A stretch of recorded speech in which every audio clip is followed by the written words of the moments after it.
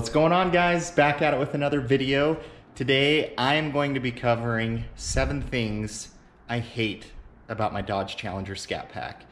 And hate might be too strong of a word because I love this car and there's only a few things that I wish were a little bit different on it. So a lot of this is just my opinion. Some of it may be a little bit different than some of the other videos you've seen out there about people that highlight the things they don't like about their car. So I'm just gonna share with you guys the 7 things that I don't like about my car. And honestly, I had to work pretty hard to come up with these. So thanks for tuning in, guys, and we'll jump into today's video.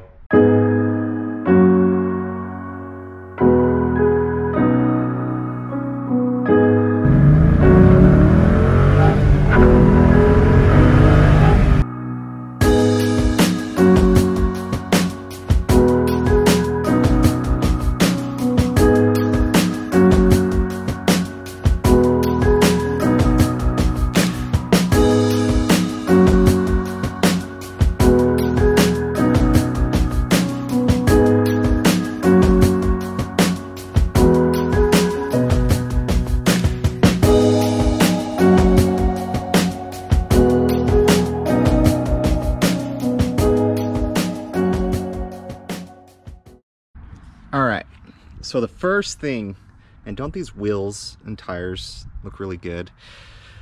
Anyways, the first thing that I don't like about the Dodge Challenger Scat Pack are the tires.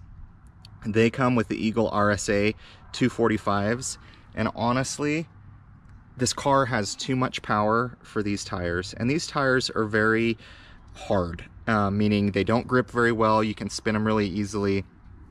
I personally think they should have just automatically put the 275s on here. When I do run through my tires, I am going to change these out for some bigger tires. But Dodge, you're putting almost 500 horsepower in a car, and all of your competition out there between Ford, between Chevy, have put bigger tires under their car. So I know that's why they did the wide bodies. I know that's an advantage that those have, is that they have some bigger tires under there. But at the end of the day, this is one thing that I don't like about my Dodge Challenger Scat Pack.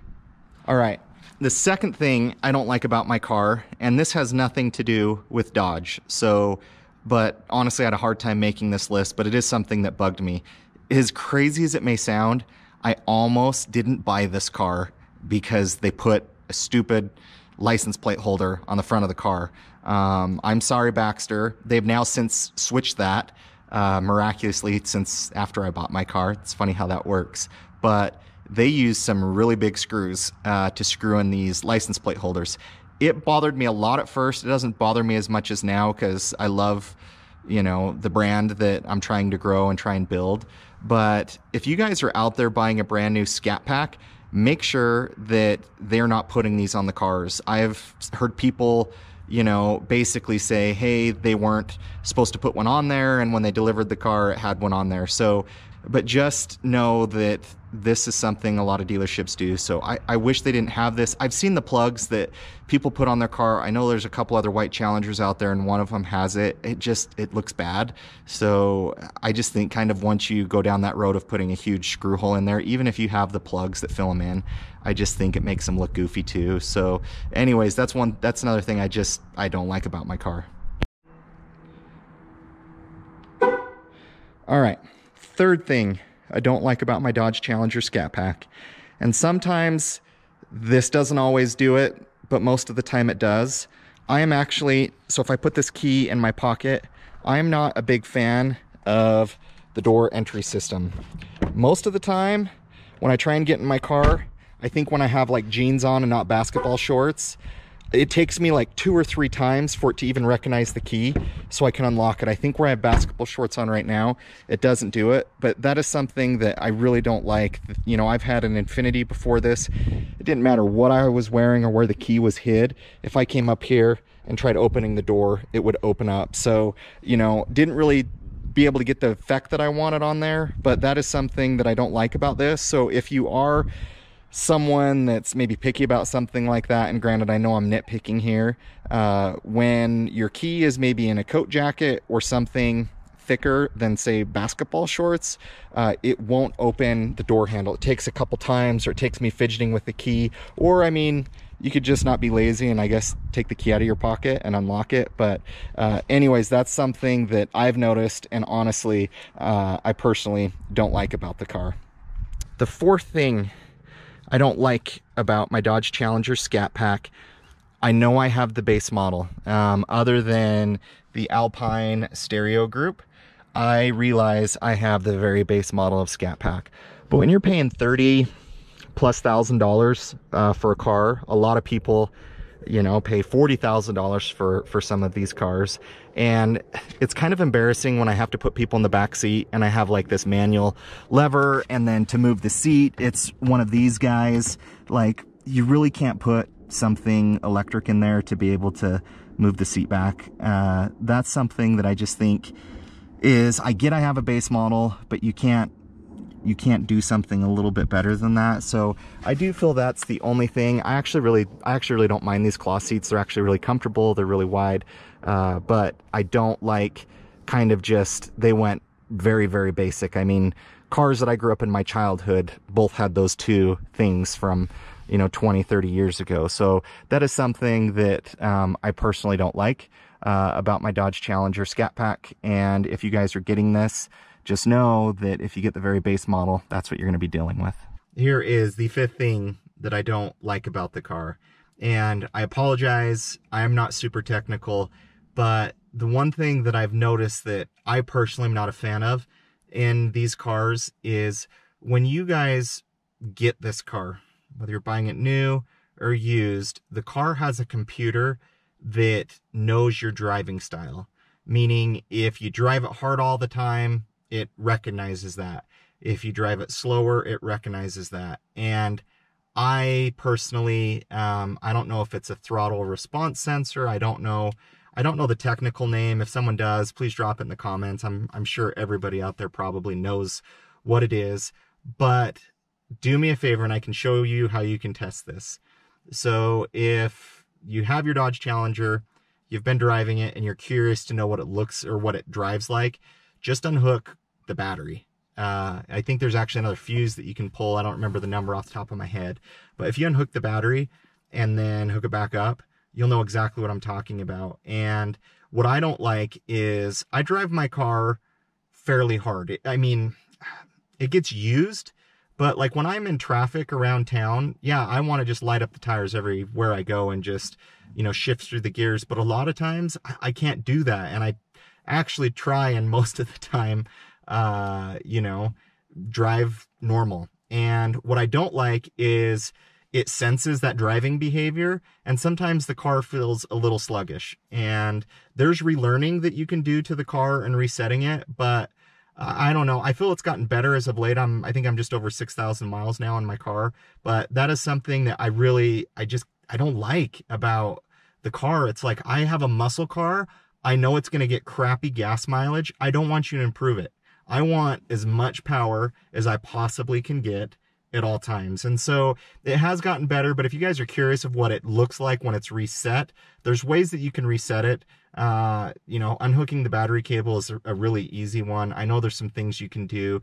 I've actually heard with the manuals, what you can do is you put the car in run, you don't start it, you hold the gas pedal down for, I don't remember how many seconds, and then you let off and then turn off the car and wait a little bit and turn the car on, and it's supposed to reset it for the manual ones. I personally think it's something you're just not going to get around. I'm actually looking into maybe doing the pedal box.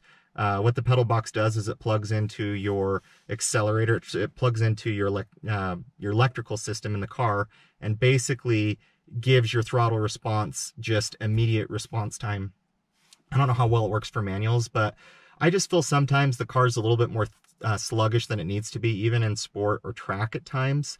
But it's thanks to that. So that was the fifth thing, you know, and for me, that's kind of a bigger one that I'm not a big fan of. I get why companies do it.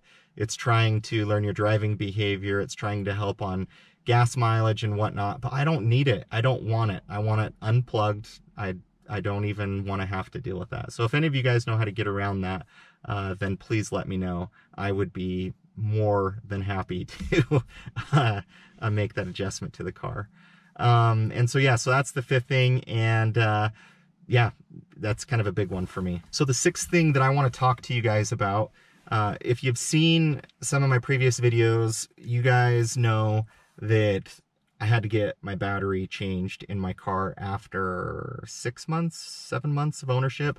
And one thing that I personally am not a fan of is, for whatever reason with these cars, they suck a lot of power. And I've noticed when I've been working on my car all day or doing something and my key's in my pocket and I'm outside the car, it's recognizing inside the car, it's turning on the screen, it's turning on the power. And I personally think I didn't have a dud battery in this car. I just think that for whatever reason, this key, if you're doing a lot of projects around your car, I recommend putting your key away from everything.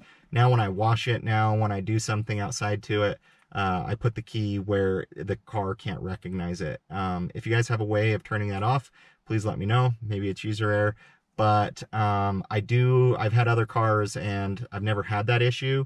But I have noticed with this car that if my key fob is close to it, it's in my pocket, the screens are constantly turning on, it's constantly recognizing it, and I don't like that. So the car's off, I don't know if there's another setting or if maybe it's something electrical. I would say the electrical in these cars are somewhat suspicious. There's other people that have had issues with some electrical. A lot of people have issues with their Uconnect screens.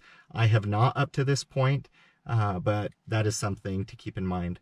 And the last thing that I'll just touch on briefly that I'm not a big fan of when it comes to these cars, the Dodge brand, I've had one experience dealing with a Dodge dealership, and I have the wrong expectations because I've owned some German cars. I've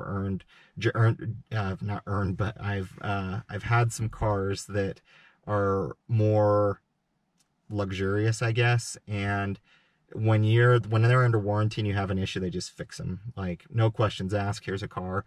Like with Dodge, I just thought, hey, I bought a Scat Pack. It's the biggest naturally aspirated motor that they make. You'd think that maybe they would take care of you a little bit better, but honestly, whether you drive in there with a Dodge Neon or a Dodge Stratus or Dodge Challenger, you're going to get the exact same experience. And so that was something that was eye-opening to me. I think I thought when I bought the car that it might be a little bit different. But in all reality, I knew it was Dodge. I knew it wouldn't be up to level some of the other cars, but especially with cars under warranty, I mean, I felt like I had to do like some convincing at the dealership, like here's where I bought it from, here's how many miles it has, et cetera, et cetera. But at the end of the day, Dodge, you're selling a lot of these cars. I feel like you need to step up your customer service. Like, they say it's the brotherhood of muscle, but really, you drive down the road, people are flashing their lights, they're waving at you, they're throwing thumbs up. Like, it is a cool following you guys have built, and you've built some amazing cars. And my recommendation is just treat us a little bit better. So anyways, guys, I love my car, wouldn't change it for anything. But those are 7 things that I don't like about it. And at the end of the day, I love this car, and every car I've owned, there's always something that I've pointed out that maybe I don't like. But at the end of the day, I love my car, wouldn't trade it for everything. So thanks you guys for subscribing. Thank you for watching. Really appreciate all you guys are doing. We cruised past 500 subscribers. My new Instagram account's up to 1,000 followers. So we're just going to keep making content, guys. And just want you to know, I genuinely appreciate you and just your support. So thanks, guys. We'll catch you next time.